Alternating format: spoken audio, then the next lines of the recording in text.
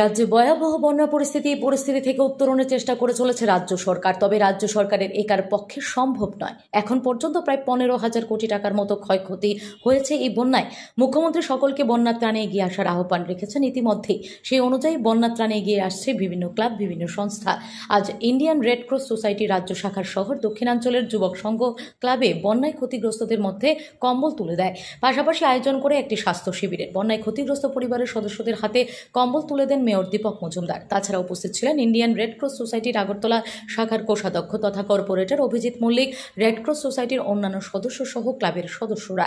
বন্যা ত্রাণে Indian Red Cross Society এগিয়ে আসায় তাদের ধন্যবাদ জানান মেয়র। পাশাপাশি রাজ্যের প্রতিটি মানুষকে বন্যা দুর্গতদের সহায়তায় এগিয়ে আসতে আহ্বান রাখেন তিনি।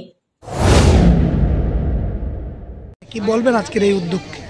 আজকে আগরতলা পৌর নিগমের 21 নম্বর ওয়ার্ডের কর্পোরেটর অভিজিৎ মল্লিকের বিশেষ উদ্যোগে এবং আগরতলা রেড ক্রস সোসাইটি এবং যুবক সংঘের সহযোগিতায় আজকে যে বন্যায় যারা ক্ষতিগ্রস্ত হয়েছেন তাদেরকে কিছু সংখ্যক লোককে কম্বল বিতরণ করা হচ্ছে। আমি ধন্যবাদ জানাই অভিজিৎ মল্লিক সহ রেড ক্রস সোসাইটি এবং যুবক সংঘকে যে সারা রাজ্যে ভয়াবহ বন্যার সঙ্গে রাজ্য সরকার যেমন সহযোগিতা করতে, পাশাপাশি বিভিন্ন স্বেচ্ছাসেবী সংগঠন, ক্লাব, প্রতিষ্ঠান, ব্যক্তি এগিয়ে আসছে। আমি বলবো যে এটা খুব শুভ উদ্যোগ।